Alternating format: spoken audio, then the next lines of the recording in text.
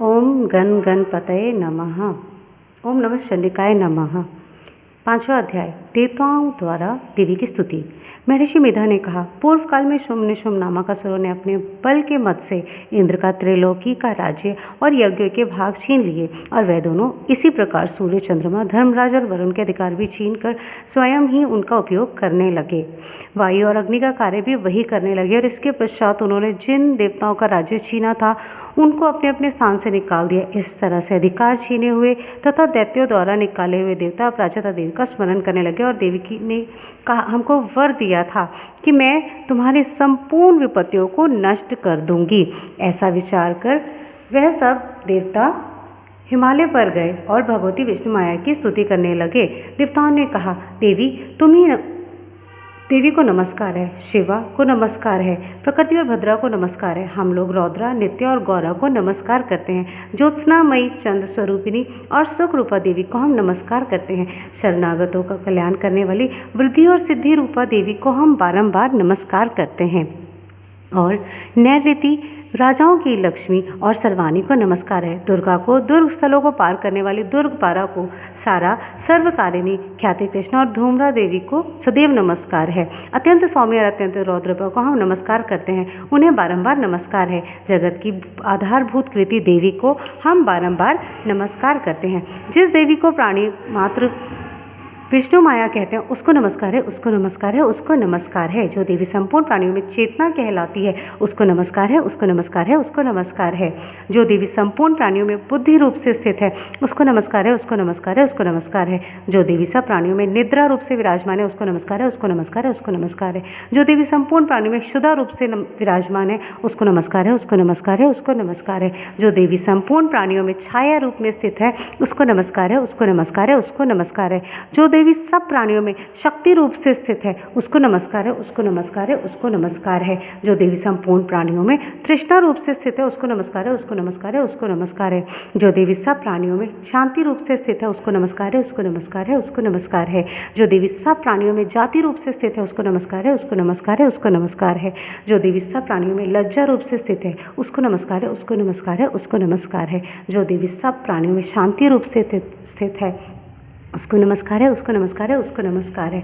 जो देवी संपूर्ण प्राणियों में श्रद्धा रूप से स्थित है उसको नमस्कार है, उसको नमस्कार है, उसको नमस्कार है। जो देवी संपूर्ण प्राणियों में कांति रूप से स्थित है उसको नमस्कार है, उसको नमस्कार है, उसको नमस्कार है। जो देवी सब प्राणियों में लक्ष्मी रूप से स्थित है उसको नमस्कार है, उसको नमस्कार है, उसको नमस्कार है।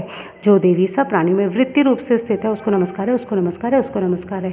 जो देवी सब प्राणियों में स्मृति रूप से विराजमान है उसको नमस्कार है, उसको नमस्कार है, उसको नमस्कार है। जो देवी सब प्राणियों में दया रूप से स्थित है उसको नमस्कार है, उसको नमस्कार है, उसको नमस्कार है। जो देवी सब प्राणियों में तुष्टि रूप से स्थित है उसको नमस्कार है, उसको नमस्कार है, उसको नमस्कार है। जो देवी संपूर्ण प्राणियों में मातृ रूप से स्थित है उसको नमस्कार है, उसको नमस्कार है, उसको नमस्कार है। जो देवी संपूर्ण प्राणियों में भ्रांति रूप से स्थित है उसको नमस्कार है, उसको नमस्कार है, उसको नमस्कार है। जो देवी संपूर्ण प्राणियों में नित्य व्याप्त रहती है उसको नमस्कार है, उसको नमस्कार है, उसको नमस्कार है। जो देवी चैतन्य रूप में सब संपूर्ण संसार को व्याप्त करके स्थित है उसको नमस्कार है, उसको नमस्कार है, उसको नमस्कार है। पूर्व काल में देवताओं ने अपने अभीष्ट फल पाने के लिए जिसकी स्तुति की है और देवराज इंद्र ने बहुत दिनों तक जिसका सेवन किया है वह कल्याण की साधना भूता ईश्वरीय हमारा कल्याण और मंगल करे और सारी विपत्तियों को नष्ट कर डाले। असुरों के सताए हुए हम संपूर्ण देवता उस परमेश्वरी को इस समय नमस्कार करते हैं जो भक्ति पूर्वक स्मरण किए जाने पर तुरंत ही सब विपत्तियों को नष्ट कर देती है। उस जगदम्बा देवी को इस समय भी हमारा कल्याण करके हमारी सब विपत्तियों को दूर करे।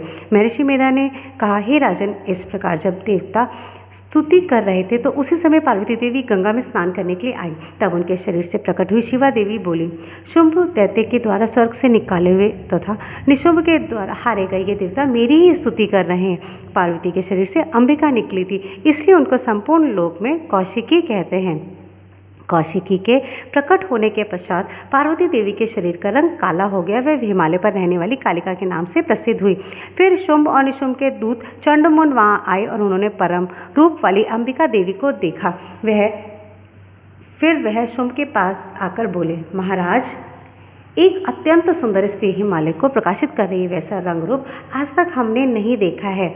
हे असुरेश्वर, आप यह पता लगाएं कि वह कौन है और उसको ग्रहण कर लें। वह स्त्रियों में रत्न है, वह अपनी कांति से 10 दिशाओं को प्रकाशित करती हुई वहाँ स्थित है, इसलिए आपको उसका देखना उचित है। हे प्रभु, तीनों लोकों में हाथी, घोड़े और मणि इत्यादि जितने रत्न हैं वह सब इस समय आपके घर में शोभायमान हैं। हाथियों में रत्न रूप ऐरावत हाथी, उच्च श्रवा नामक घोड़ा जो आप इंद्र से ले आए थे, हंसों द्वारा जुता हुआ विमान जो ब्रह्मा जी के पास था अभी आपके पास है, और वह महापद्म नामक खजाना अपने कुबेर से छीन लिया था।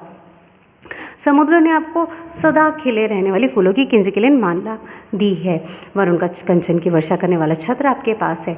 रथों में श्रेष्ठ प्रजापति का रथ भी आपके ही पास है। हे दैतेंद्र, मृत्यु से उत्क्रांतिता नामक शक्ति भी आपने छीन ली, और वरुण का पाश भी आपके भ्राता निशुंभ के पास है। समुद्र में पैदा होने वाले सब प्रकार के रत्न भी आपके भ्राता निशुंभ के अधिकार में है, और जो अग्नि में न जल सके ऐसे 2 वस्त्र भी अग्निदेव ने आपको दिए हैं। हे दैत्यराज, इस प्रकार सारी रत्न रूपी वस्तुएं आप ग्रहण कर चुके हैं, तो फिर वह कल्याणमय श्री में रत्न रूप अनुपम स्त्री आप क्यों नहीं ग्रहण करते? महर्षि मेधा बोले। चंड मुंड का यह वचन सुनकर शुंभ ने विचारा कि सुग्रीव को अपना दूत बनाकर देवी के पास भेजा जाए। प्रथम उसको समझाकर भेज दिया गया और कहा गया कि वहाँ जाकर तुम अच्छी प्रकार से समझाना और ऐसा उपाय करना कि वह भली प्रकार समझाकर कहना, दूत सुग्रीव वे तुरंत मेरे पास चली आए। दूत सुग्रीव पर्वत के श्रमणीय भाग में पहुंचा जहां देवी स्थित थी। दूत ने कहा, हे देवी, दैत्यों का राजा शुंभ जो इस समय तीनों लोकों का स्वामी है, मैं उसका दूत हूँ और यहाँ तुम्हारे पास आया हूँ। संपूर्ण देवता उसके आगे एक स्वर में मानते हैं। अब जो उसने कहला भेजा है वह सुनो। उसने कहा है कि इस समय संपूर्ण त्रिलोकी मेरे वश में है और संपूर्ण यज्ञों के भाग को पृथक पृथक मैं ही लेता हूँ, और तीनों लोगों में जितने श्रेष्ठ रत्न हैं वह सब मेरे पास है। देवराजेंद्र का ऐरावत हाथी मेरे पास है जो मैंने उससे छीन लिया था। उच्च श्रवा नामक घोड़ा जो क्षीर सागर मंथन करने से प्रकट हुआ, उसे देवताओं ने मुझे समर्पित किया है। हे सुंदरी, इनके अतिरिक्त और भी जो रत्न भूषण पदार्थ देवताओं के पास थे वे सब मेरे पास हैं। हे देवी, मैं तुम्हें संसार की स्त्रियों में रत्न मानता हूँ, क्योंकि रत्नों का उपयोग करने वाला मैं ही हूँ। हे चंचल कटाक्ष वाली सुंदरी, अब यह मैं तुझ पर छोड़ता हूँ कि तू मेरे पराक्रमी भाई निशुंभ की सेवा में आ जाए। यदि तू मुझे वरेगी तो तुझे अतुल महान ऐश्वर्य की प्राप्ति होगी। अतः तुम अपनी बुद्धि से यह विचार कर मेरे पास चली आओ। महर्षि मेधा ने कहा, दूत ने ऐसा कहने पर संपूर्ण जगत का कल्याण करने वाली भगवती दुर्गा मन ही मन मुस्काई और इस प्रकार कहने लगी। देवी ने कहा, हे दूत, तू जो कह रहा है वह सत्य है और इसमें किंचन मात्र भी झूठ नहीं है। शुंभ इस समय तीनों लोगों का स्वामी है, निशुंभ भी इसी प्रकार का पराक्रमी है, किंतु इसके संबंध में मैं जो प्रतिज्ञा कर चुका हूँ उसे मैं कैसे झुठला सकती हूँ? अतः मैंने जो प्रतिज्ञा की है उसे सुन। जो मुझे युद्ध में जीत लेगा और मेरे अभिमान को खंडित करेगा तथा बल में मेरे समान होगा, वही मेरा स्वामी होगा। इसलिए शुंभ और महापराक्रमी निशुंभ यहाँ आए और युद्ध में जीतकर मुझसे विवाह कर लें। इसमें भला देरी की क्या आवश्यकता है? दूत ने कहा, हे देवी, तुम अभिमान में भरी हुई मेरे सामने ऐसी बातें ना करो। इस त्रिलोकी में मुझे तो ऐसा कोई दिखाई नहीं देता जो शुंभ और निशुंभ के सामने ठहर सके। हे देवी, जब अन्य देवताओं में से कोई शुंभ और निशुंभ के सामने युद्ध में ठहर नहीं सकता, तो फिर तुम जैसी स्त्री उनके सामने रणभूमि में ठहर सकोगी? जिन शुंभ और आदि असुरों के सामने इंद्रादि देवता नहीं ठहर सके, तो फिर तुम अकेली स्त्री उनके सामने कैसे ठहर सकोगी? अतः तुम मेरा कहा मानकर उनके पास चले जाओ, नहीं तो वह तुम्हें केश पकड़कर घसीटते हुए ले जाएंगे और तुम्हारा गौरव नष्ट हो जाएगा। इसलिए मेरी बात मानो। देवी ने कहा, जो तुमने कहा ठीक है, क्योंकि शुंभ और निशुंभ बड़े बलवान हैं, लेकिन मैं क्या कर सकती हूँ, क्योंकि मैंने बिना विचारे प्रतिज्ञा कर चुकी हूँ। इसलिए तुम जाओ और मैंने जो कुछ कहा है वह सब आदरपूर्वक सुरेंद्र को कहा। उसके पश्चात जो वह उचित समझे वह करे। इति दुर्गा सप्तशती पंचमा अध्याय संपूर्णम। छठा अध्याय, धूम्रलोचन का वध। महर्षि मेधा ने कहा, देवी की बात सुनकर दूत क्रोध में भरा हुआ वहाँ से असुरेंद्र के पास पहुंचा और सारा वृतांत उसे कह सुनाया। दूत की बात सुन असुरेंद्र के क्रोध का पारावार न रहा। उसने अपने सेनापति धूम्रलोचन से कहा, धूम्रलोचन, तुम अपनी सेना शीघ्र लेकर वहाँ जाओ और उस दुष्टा के केशों को पकड़कर उसे घसीटते हुए यहाँ ले आओ। यदि उसकी रक्षा में कोई खड़ा हो, चाहे वह देवता, यक्ष अथवा गंधर्व ही क्यों ना हो, उसको तुम अवश्य ही मार डालना। महर्षि मेधा ने कहा। शुंभ के इस प्रकार आज्ञा देने पर धूम्रलोचन 60,000 राक्षसों की सेना को साथ लेकर वहाँ पहुँचा और देवी को ललकार कर कहने लगा, अरे तू अभी शुम्भ निशुम्भ के पास चल। यदि तू प्रसन्नतापूर्वक मेरे साथ न चलेगी तो मैं तेरे केशों को पकड़ घसीटता हुआ तुझे ले जाऊंगा। देवी बोली, असुरेंद्र के द्वारा भेजा हुआ तेरे जैसा बलवान यदि बलपूर्वक मुझे ले जाएगा तो ऐसी दशा में मैं ही क्या कर सकती हूँ। महर्षि मेधा ने कहा। ऐसा कहने पर धर्मलोचन उसकी ओर लपका, किंतु देवी ने उसे अपनी हुंकार से ही भस्म कर डाला। यह देखकर असुर सेना क्रुद्ध होकर देवी की ओर बढ़ी, परंतु अंबिका ने उन पर तीखे बाणों, शक्तियों और फरसों की वर्षा आरंभ कर दी।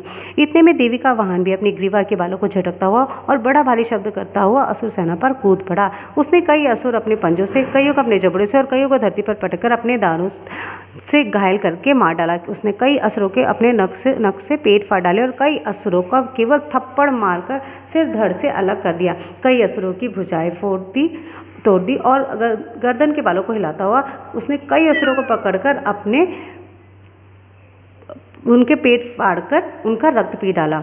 इस प्रकार देवी को उस महान बलवान सिंह ने क्षण भर में असुर सेना को समाप्त कर दिया। शुम्भ ने जब यह सुना कि देवी ने धूम्रलोचन सेना को समाप्त कर दिया है, धूम्रलोचन असुर को मार डाला और उसके सिंह ने सारी सेना का संहार कर दिया, तब उसको बड़ा क्रोध आया। उसके मारे क्रोध के होठ फड़फड़ाने लगे। उसने चंड और मुंड नामक महाअसुरों को आज्ञा दी, हे चंड, हे मुंड, तुम अपने साथ एक बड़ी सेना लेकर वहां जाओ। उस देवी के बाल पकड़कर उसे बांधकर तुरंत यहाँ ले आओ।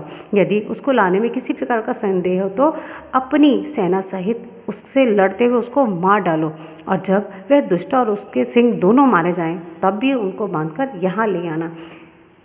ओम नमः चंडिकाय नमः इति दुर्गा सप्तशती छठम अध्याय संपूर्णम।